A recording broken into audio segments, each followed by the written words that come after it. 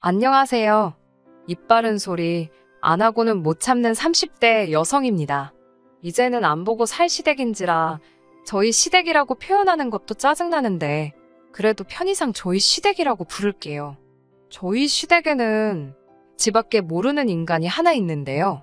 남편의 형, 그러니까 아주버님입니다.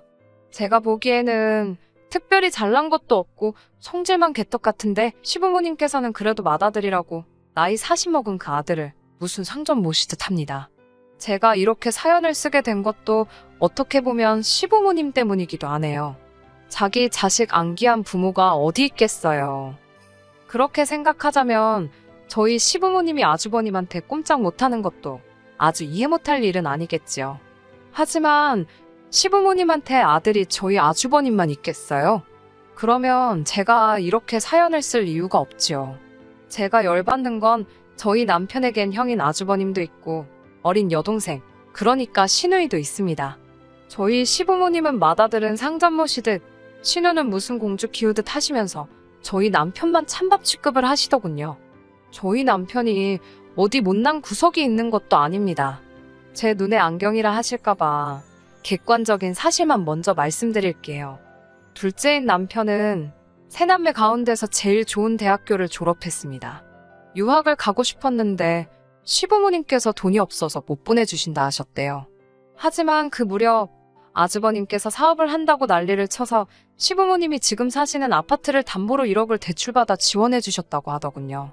남편 말로는 워낙에 큰형과 어려서부터 차별을 받아왔기에 웬만한 일로는 상처도 잘 안 받는데 그때는 감정적으로 많이 힘들었다고 하더라고요. 그래도 다행히 지금은 판교에서 가장 잘 나가는 IT 회사에 연봉 1억 넘게 받으며 다니고 있습니다. 아주버님 사업은 결국 망해서 본전도 못 건졌어요. 평생 시부모님이 주시는 용돈만 쓰고 살았지 어디서 제대로 아르바이트도 안 해본 사람이 갑자기 무슨 운동기계를 가져다 판다고 설쳤으니. 뿐만 아니라 신우에 대한 아버님 어머님의 지원도 장난이 아니었어요. 대학생인 신우는 어느 다른 여대생들처럼 외모를 가꾸는데 관심이 많았습니다. 저도 그런 시절이 있었으니 당연히 그 마음 이해하지요. 하지만 제가 지금 연봉 8천을 받으며 회사 생활을 하고 있는데 이런 저도 200~300만 원짜리 핸드백은 선뜻 사기가 어렵거든요. 신우는 거침이 없더라고요. 일단은 어머님 아버님을 조르고 그게 여의치 않다 싶으면 지 오빠들을 아주 달달 볶아요.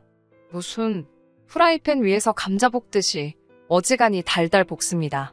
개떡 같은 성질을 가진 아주버님도 신우한테는 꼼짝을 못하더라고요. 아주버님이 그럴 정도니 순딩이 저희 남편은 어땠겠어요? 그나마 저희 남편은 저랑 결혼 이야기가 나오면서 자의반 타의반으로 신우의 무리한 요구에서 벗어나게 되었습니다. 새남매의 인물에 대해 말해보자면 이건 뭐 다들 보는 눈이 다르니까요. 제가 제 남편 잘생겼다고 말해봤자 푼수 소리나 듣겠지요? 저희 남편이 뭐 연예인처럼 후광이 비치고 그런 건 아니에요. 하지만 키도 크고 웃는 얼굴이 얼마나 보기 좋은지 모릅니다. 정말이지 사연을 말하면 말할수록 왜 시부모님께서 저희 남편만 데려온 자식 마냥 대하신 건지 이해가 안 되네요. 저와 남편은 대학교 선배의 소개로 만났습니다. 당시 제 선배 중 한 명이 남편과 같은 회사를 다니고 있었거든요. 선배가 자기가 정말 아끼는 후배라면서 데리고 나온 사람이 남편이었어요. 제가 평소에도 워낙 따르던 선배였는데 그런 선배가 좋은 사람이다, 털어서 먼지 하나 나올 거 없는 사람이다라며 거듭 칭찬을 하더라고요. 덕분에 만나기 전부터 저는 남편에 대해 굉장히 긍정적인 생각을 갖고 있었네요. 그리고 실제로 남편을 만나보니 사람이 정말 소탈하고 괜찮더라고요. 사실 워낙에 똑똑하고 잘난 사람들이 많은 업계라서 콧대 높은 사람들이 많다는 이야기를 몇 번 들었었거든요. 그런데 저희 남편은 거들먹거리고 그러는 것도 전혀 없었고 말도 잘 통하고 여러모로 이 남자다 싶었네요. 나중에 듣기로 남편 역시 선배로부터 제 칭찬을 워낙 많이 들었었답니다. 그래서 저런 사람이 너무 궁금했대요. 막상 만나보니까 들은 대로 서글서글하고 동시에 할 말은 똑 부러지게 하는 똑순이 같아서 마음에 쏙 들었다고요. 서로에게 확신이 있었던 저희는 그렇게 만난 지 10개월 만에 결혼을 약속했습니다. 시댁에 처음 인사 갔던 날은 지금도 잊혀지지가 않아요. 시부모님께서는 남편을, 그러니까 당신 아들을 제 앞에서 까내리려고 작정을 하신 분들 같았습니다. 어디 감히 지 형이 아직 장가도 안 갔는데 결혼을 하겠다고 드는지 모르겠다면서 저더러 저렇게 경우가 없는 앤데 괜찮겠냐고 물으실 정도였지요. 당황스러웠지만 그때는 솔직히 어머님 아버님이 진심으로 하시는 말씀이신지 단지 도가 지나친 질라진 농담인지 구분하기가 어려웠어요. 그래서 뭐라고 딱히 반박은 못하고 적당히 맞장구 치면서 웃어 넘겼습니다. 하지만 어머님 아버님과 몇 번의 대화를 하면서 진심으로 당신 둘째 아들 기분은 안중에도 없으시다는 걸 알게 되었네요. 그리고 그런 어머님 아버님의 태도는 저로 하여금 왠지 모를 정의감을 느끼게 했어요. 이곳에서 남편을 구해줘야겠다. 저만큼은 남편을 1순위에 두고 사랑을 줘야겠다. 그런 의지를 갖게 했네요. 솔직히 결혼 준비를 하면서 남편이 왜 유학을 가지 못했는지 들었던 터라 금전적 지원에 대한 기대는 일절하지 않았습니다. 남편이나 저나 각자 모아둔 돈도 꽤 있었고 돈도 잘 버는 상황이었으니 아쉬울 것도 없었고요. 하지만 오히려 시부모님께서 돈을 요구하실 줄은 몰랐네요. 남편과 저를 앉혀놓고 말씀하시길 다른 집 자식들은 1억씩 벌어주고 간다는데 너희는 어떻게 할 거냐고 1억을 주고 갈 거냐 아니면 앞으로 달달이 생활비를 줄 거냐. 제가 황당해서 어느 집 자식들이 그러고 결혼을 하냐고 따져 물었습니다. 그런 자식들은 아마 부모가 집이라도 사주고 하다못해 그 앞으로 차라도 한 대 뽑아주시지 않았겠냐고 덧붙였어요. 그러자 어머님께선 남편더러 아주 대바라진 애를 데리고 왔다며 저랑 결혼하면 당신들 볼 생각은 하지 말라고 그러시더군요. 하지만 남편이 제 손을 딱 잡더니 이 결혼은 포기 못한다고 했습니다. 그때 어머님 아버님 표정은 뭐랄까 남편에 대한 괘씸함과 당혹스러움이 뒤섞여 있었달까요? 사실 저조차도 남편이 그렇게 말을 했을 땐 꽤나 놀랐으니까요. 남편의 그 태도에 저는 결혼에 대한 확신을 갖게 되었고 그렇게 저희는 부부의 연을 맺게 되었습니다. 웃긴 건 막상식을 올리고 나니까 보고 살지 말자더니 시부모님께선 또 아무 일도 없다는 듯 저희를 대하셨어요. 허풍이셨다는 걸 알고 나서는 굳이 어른들 자존심 건드려서 뭐하겠나 싶어서 저도 적당히 며느리 도리를 해드렸고요. 살가운 고부관계는 아니었어도 그럭저럭 불편한 거 없이 지냈습니다. 하지만 진짜 문제는 바로 아주버님이셨습니다. 일단 뭐 제가 손아랫사람인 건 맞지만 그래도 저한테 말을 너무 편하게 하셨거든요. 결혼하고 얼마 되지 않았을 때입니다. 시댁에서 다 같이 모여 식사를 하는데 저더러 어이 나 물 좀 정확히 이렇게 이야기를 하더라고요. 처음엔 그래 재수씨라는 호칭이 어색해서 그런가 보다 싶었습니다. 그런데 그게 아니었지요. 어이 소리를 3번 듣고 나서야 이건 아니지 싶어서 아주버님께 저한테 재수씨라고 부르면 된다고 알려드렸습니다. 반말도 하지 마시라 했고요. 그러자 아주버님께서 나이도 한참 어린데 씨는 무슨 씨 그리고 그럼 나더러 존대를 하라는 거냐고 눈을 부라리며 묻더라고요. 그 소리를 듣고는 어이가 없어서 바로 옆에 있던 신우에게 제가 야 가서 물 가져와 그랬습니다. 신우가 눈을 동그랗게 뜨고는 절 쳐다보길래 그래 너 말야 가서 물 떠오라고. 아주버님이 식사 시간에 저에게 했던 그대로 신우한테 해줬지요. 시부모님하고 아주버님의 반응은 정말 가관이었습니다.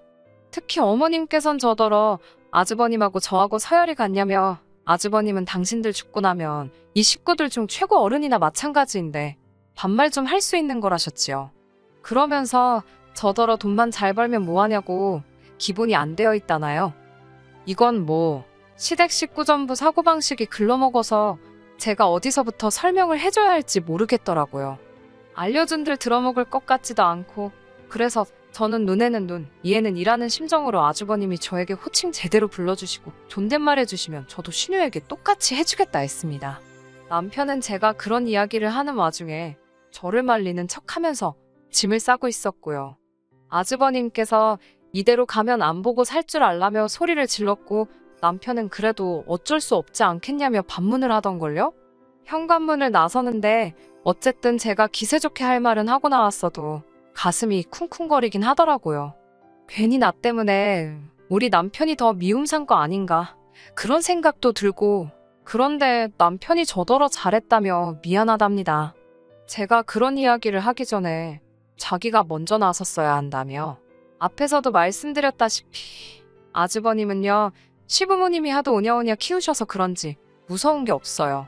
하지만 그건 어디까지나 그 집안에서 알아서 할 일이고 저는 그 꼬라지를 받아줄 생각이 전혀 없었습니다. 그리고 한 일주일쯤 지났을까요? 이번엔 웬일로 아버님께서 전화를 걸어 오셨습니다. 저더러 아주버님이 자존심이 세서 그러니까 저더러 먼저 아주버님이 사과할 수 있게 판을 좀 깔아보라셨어요. 덧붙이시기를 당신이 생각해도 이번엔 아주버님이 실수를 했다며 당신이 대신 사과하신다고요. 생각지도 못하게 아버님이 먼저 미안하다 하시니 며느리 입장에서도 무조건 싫다 안 된다고 버티기가 그렇더라고요. 한편으로는 그래 이 정도면 아주버님도 지가 실수했다는 생각은 하고 있겠지. 그런 믿음도 있었고요. 그래서 알겠다고 말씀드렸습니다. 아주버님께 그날은 아주버님도 저도 감정적이었던 것 같다고 중간에 다른 식구들이 얼마나 불편하겠냐며 얼굴 붉히는 일 없이 지냈으면 좋겠다고 문자 한 통을 넣었습니다. 그러자 아주버님께서 알면 됐다고 답장을 해왔어요. 답장을 확인하곤 기분이 쎄하더라고요. 이 인간이 말귀를 알아들은 건지 아닌지 그래도 또 그걸 따지고 들 수는 없었으니 그대로 유야무야 지나가게 되었습니다. 하지만 사람이 진짜 하나를 보면 열을 안다고 하더니 그 말이 딱이더라고요. 시댁 식구들은 사고방식도 아주 글러 있었지요. 솔직히 저는 어느 정도 거리만 두고 살면 앞으로 서로 얼굴 붉힐 일은 없을 거라 생각했습니다. 그러나 이후로 시댁 식구들은 저에게 말하는 것만 조심했을 뿐 뒤로 남편을 괴롭히고 있었더군요. 저 몰래 그렇게 남편한테 돈 좀 보내라고 쪼아댔던 거지요. 착해 빠진. 솔직히 제 남편이라 착하다고 표현했지만 저도 답답하더라고요. 그래요. 답답한 남편은 어떻게든 저한테 이야기하지 않고 돈을 좀 줘보려고 했답니다. 그러면 저한테 좀 잘해줄까 싶은 생각도 있었다대요. 그런데 저희 집은 돈 관리를 전적으로 제가 하거든요. 그러니 남편의 마음이 어떻건 간에 저를 통하지 않으면 돈을 빼갈 방법이 없죠. 또한 저희가 결혼하면서 양가 부모님들로부터 도움을 안 받았기 때문에 대출을 꽤 받았거든요. 그래서 시부모님과 친정부모님께 당분간은 명절과 특별한 날 50만 원씩 챙겨드리는 걸 제외하고는 경제적으로 도와드릴 수 없다고 진작에 말씀을 드렸었고요. 그런데 저 몰래 자꾸 남편에게 돈을 달라고 하셨다는 게 솔직히 짜증도 나고 부담스러웠습니다.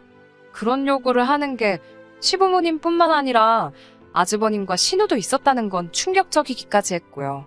한 번은 신우가 저더러 제가 지금 내 사람치를 가로챘다고 그러던데 그 말뜻을 이해하고 나서야 바보 같은 남편이 얼마나 당하고 산 건지 가늠이 돼서 정말 화가 치솟더라니까요. 이후로는 진짜 돈 관리를 더 철저히 했습니다.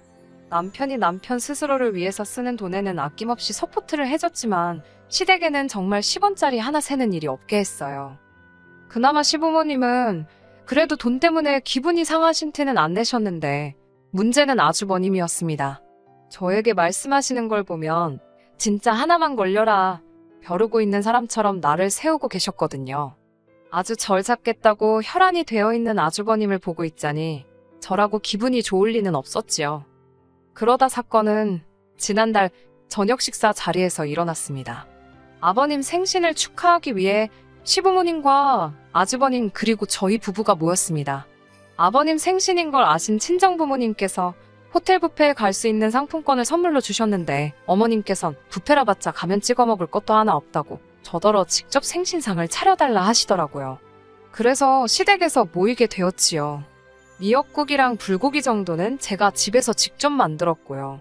어이가 없었던 건 아주버님께서 당신은 꼭 등갈비찜이 먹고 싶다더라고요. 제가 웃으며 아버님 생신이지 아주버님 생일도 아닌데 그것까지 할 시간은 없을 것 같다고 하니까 그래도 하는 김에 좀 하면 되는 거 아니냐입니다. 생전지 손으로 뭐 하나 만들어 본 적이 없으니 요리할 메뉴 하나 더 늘어나는 게 얼마나 번거로운 일인지 모르는 눈치였어요. 말도 더는 섞기 싫어서 인근 식당에서 포장해 갔더니 씩씩거리기만 하고 손도 안 대더라고요. 안 먹으면 본인만 손해 아니겠어요? 저랑 남편이랑 열심히 먹었지요. 아무튼 그렇게 식사를 마친 뒤 아버님 생신 선물로 현금 50만 원을 드렸습니다.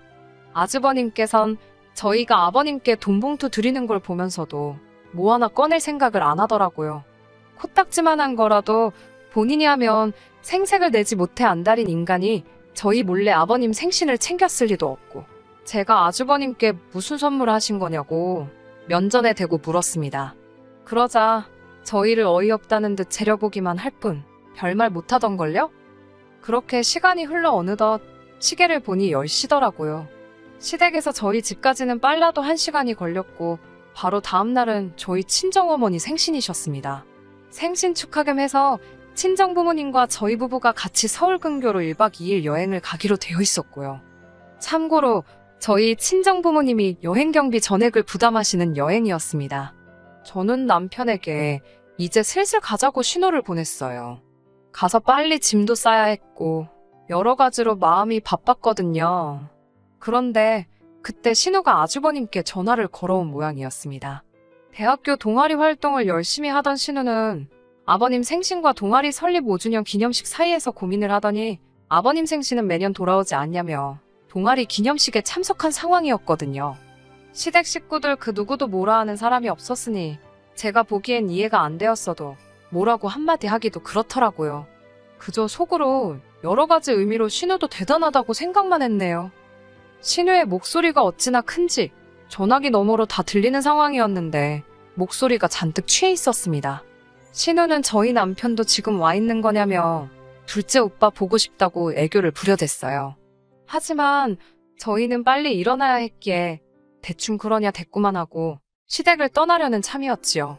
그런데 신우가 자기가 오늘 둘째 오빠를 만나야 할 필이 딱 왔다면서 저희더러 어디 가지 말고 자기를 기다리랍니다.